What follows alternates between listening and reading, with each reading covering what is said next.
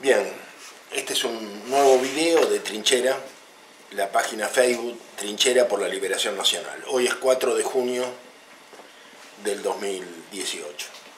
O sea, celebramos un nuevo aniversario de la revolución que llevará adelante el GOU, el Grupo de Oficiales Unidos. A tantos años de aquel año 43, estamos en una situación similar, como si hubiéramos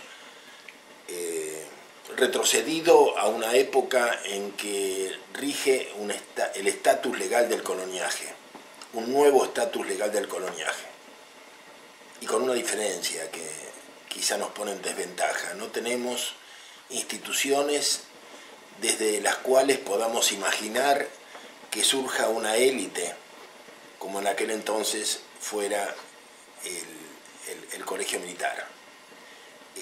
Hoy no lo hay. De manera que el esfuerzo que tendremos que hacer es particularmente difícil. Pero yo quería hablar de América Latina para volver sobre la Argentina. A mí siempre me impresionó mucho, hablando de la revolución del 4 de junio del 43, la similitud que tuvo en Bolivia la conspiración de Gualberto Villarroel. Un grupo de oficiales parecidos, jóvenes, intelectuales, simpatizantes del eje, estoy hablando de la Segunda Guerra Mundial, y sin embargo con una capacidad revolucionaria impresionante. Recordemos que esa presidencia es la que convoca el primer Congreso Indígena de Bolivia, las primeras legislaciones de protección al indio y a los obreros en Bolivia son de Gualberto Villarroel, y termina colgado en la Plaza Murillo por una turba donde los instrumentos, los sirvientes de los monopolios del estaño y la gente del Partido Comunista, los responsables del Partido Comunista Boliviano, participan en su ejecución sumaria de una manera brutal, grotesca. Es colgado desde un farol en la Plaza Murillo. Bueno, pero esta similitud entre Bolivia y la Argentina a mí me hizo pensar mucho en este continente inacabado que somos, esta patria grande de la que tanto hablamos y que poco recordamos cuando tratamos de comprender lo que nos pasa en cada uno de los países. Somos un continente, una patria inacabada, y somos a la vez un continente.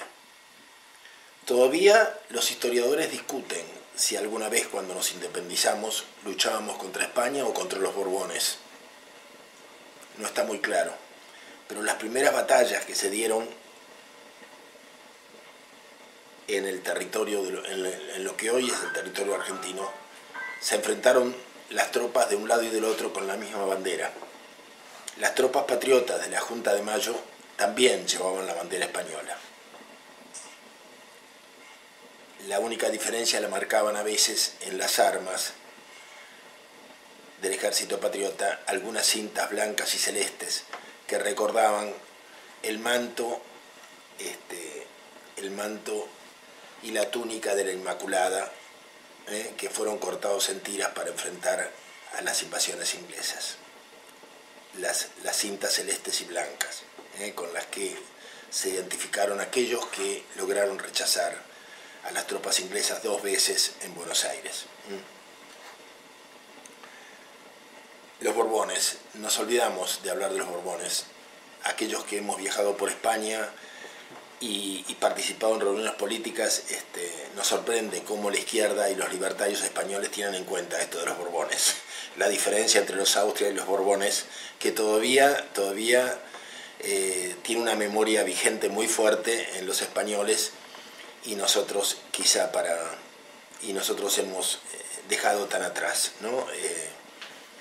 Quizá por la influencia del progresismo, ¿no? Que nos hizo pasar de la historia americana a un discurso anti-español, ¿no? Absolutamente innecesario y equívoco para comprender muchas de las situaciones que atravesamos. particularmente esta de América Latina. Las semejanzas entre los procesos es notable. No solamente estoy hablando de Perón, Arbenz, Ibáñez o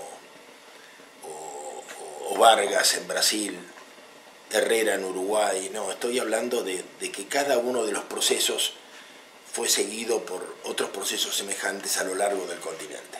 O sea, si hablamos de Menem, estamos hablando de Collor de Mello, estamos hablando de Fujimori, o sea, cómo se repitieron los procesos de una manera similar. Y al fin, lo último y más impactante es el modo en que se multiplicaron a lo largo de toda América Latina los procesos progresistas. Hay algunas fotos del Mercosur, de UNASUR inclusive, la foto de Evo, de Néstor, de Chávez, etcétera, de Correa, que demuestran claramente que hubo una similitud contagiosa a todo lo largo del continente. Esto hemos hablado muchas veces. En parte es la generación que produce la revolución cubana, que ha derrapado del marxismo revolucionario a un mero progresismo, pero de hecho esto se dio en todos nuestros países. Bueno, esa etapa que coincide con el boom de las commodities y con el enorme interés del coloso chino de abastecerse de commodities y de materias primas, esa etapa está terminando. Termina fundamentalmente con la crisis de las commodities, que pone en duda un modelo rentístico. Es el caso terrible de Venezuela. Lo que se desploma en Venezuela es un modelo rentístico. No solamente, y termina, ese modelo coincide con la muerte de Chávez, que era un líder carismático, y deja a Venezuela, la deja en un estado terrible como el que está viviendo, un baño de sangre, en la medida en que los sectores progresistas no retroceden, no son capaces de construir un camino alternativo para otra gente o dejar algún tipo de alternancia, y bueno, es un baño de sangre similar al que estamos viviendo en Nicaragua. Son procesos complejos pero muy parecidos. Uno tiene la esperanza de que en Nicaragua haya un revival del sandinismo, porque de alguna manera esos jóvenes que están muriendo son respaldados por muchos comandantes retirados del ejército sandinista, pero no sabemos cuál es el destino de Nicaragua. Lo que sí queda claro es que los procesos progresistas entonces han terminado, que quedan estas dos tragedias, Venezuela y Nicaragua, y queda Evo, un Evo en Bolivia, un Evo muy golpeado, muy tambaleante, con un García Lineras que insiste en el leninismo y en el neomarxismo cultural de Gramsci y de Laclau, y que va ahí, yo creo, a la deriva, quizá porque no ha surgido todavía una alternativa capaz de competir en el terreno político. Y se acabó. Y esa etapa se acabó. Y yo creo que hay que entender que se acabó, que duró 10, 12, 15 años y se terminó.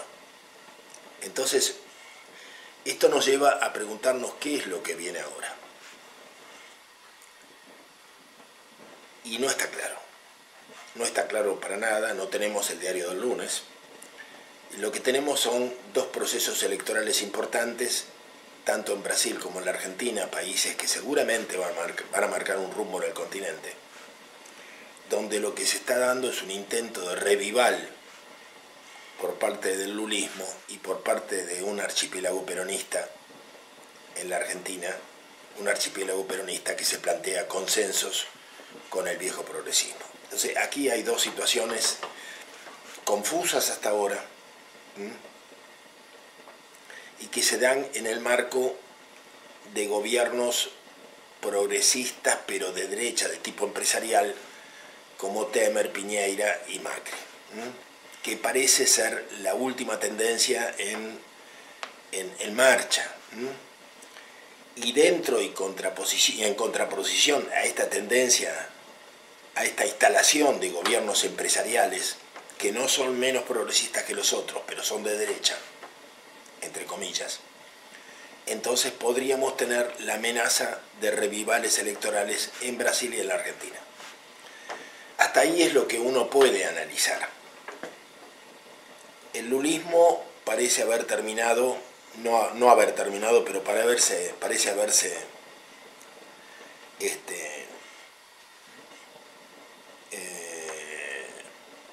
detenido, complicado, en una situación bastante ridícula, en una situación donde se anunciaba una especie de 17 de octubre y Lula terminó preso, y no solamente terminó preso, sino que no pasó nada, donde la matan a Mariel en Río de Janeiro, que sí es una esperanza, que sí era una esperanza, la matan, y la mata la milicia de Río de Janeiro, una especie de grupos piqueteros más organizados que los argentinos, la matan a ella y a su chofer, y el PT impertérrito continúa con su campaña por Lula presidente, sin detenerse ante este crimen horrendo. Con una huelga de camioneros en Brasil que ha detenido toda la economía, los hospitales, la vida cotidiana se ha detenido en Brasil, y donde la fuerza de los camioneros está impulsando muchísimo la consigna de volver a la dictadura militar, el reclamo de que vuelvan a los militares, o sea, una situación bastante escandalosa y peligrosa, frente a la cual el PT no tiene respuesta. El PT simplemente empeñado en mantener una candidatura electoral. Y en la Argentina algo parecido. Frente al descalabro del gobierno de Macri, que se queda sin plan B, que hace aguas, que tiene internas, que endeuda al país por más de un siglo de una manera aplastante, que vuelve al Fondo Monetario Internacional, el archipiélago peronista lo único que se plantea es un consenso interno para congeniar y ponerse de acuerdo con los sectores del viejo progresismo kirchnerista. O sea, aquí ya hay una limitación de partida. O sea, mientras muchos decimos que el progresismo nunca fue peronista, que el progresismo no tiene nada que ver con el progresismo, con el peronismo, porque ha reemplazado la lucha de clases por la lucha de géneros, porque ha reemplazado la justicia social por el asistencialismo, porque ha reemplazado el desarrollo nacional por un proyecto de agroexportación y respaldo a la sojización compulsiva, porque ha reemplazado el dominio del territorio y el poblamiento del interior por un proyecto de despoblamiento masivo y con urbanización de la pobreza.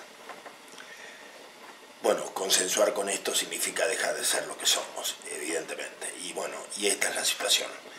El consenso que el archipiélago peronista considera imprescindible para poder tener rédito electoral vuelve a negarnos como peronistas. O sea, una vez más, se ve claramente que aquí hay una agonía y un final, un dejar de ser lo que fuimos, para hacer otra cosa que no sabemos qué cosa vamos a hacer, qué cosa será.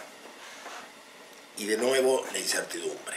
¿Es posible un revival del viejo progresismo, tanto en Brasil como en la Argentina? Yo lo dudo, y lo dudo mucho, porque las condiciones globales no son las mismas.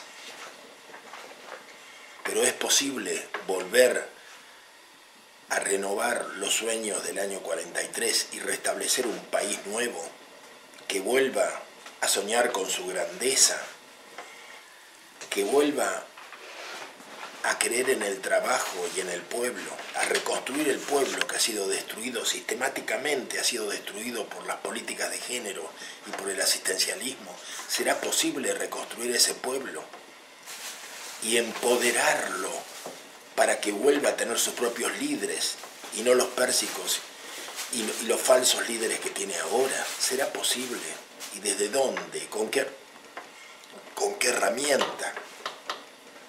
¿Desde qué minorías lúcidas podemos intentar tal esfuerzo colosal? Este es el interrogante. El interrogante no es cuál será el candidato ganador del peronismo. Revisamos los nombres del listado de los posibles candidatos y nos dan ganas de llorar. Realmente a cuál uno peor que el otro. A lo sumo lo que se está intentando es una réplica del macrismo con otros relatos, con otros discursos, pero en el fondo para hacer lo mismo. De tal manera que lo que proponemos desde Trinchera es un cambio total.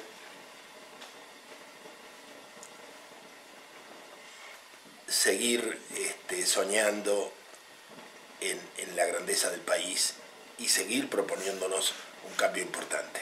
Volver a un Estado nacional, volver al repoblamiento del territorio, tener una estrategia para recuperar Malvinas, el territorio ocupado por la Gran Bretaña, y salir de las actuales dependencias y colonialidades que nos aplastan y nos sumen en un proceso devastador.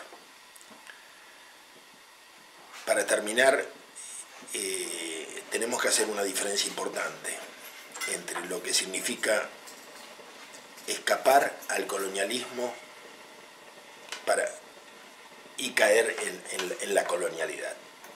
Durante el kirchnerismo, los intelectuales que acompañaron a Néstor y Cristina impidieron que la Argentina participara o que en la Argentina viviéramos los procesos de decolonialidad que se extendieron por toda América Latina. Comprender que las colonias liberadas pueden repetir los gestos de la colonialidad. Y esto se está dando en Nicaragua concretamente, se está dando en Venezuela. Y se dio también en la Argentina. Me parece que en este momento es muy importante que incorporemos a las luchas anticoloniales también las luchas de la decolonialidad. O sea, no imitemos a los viejos opresores.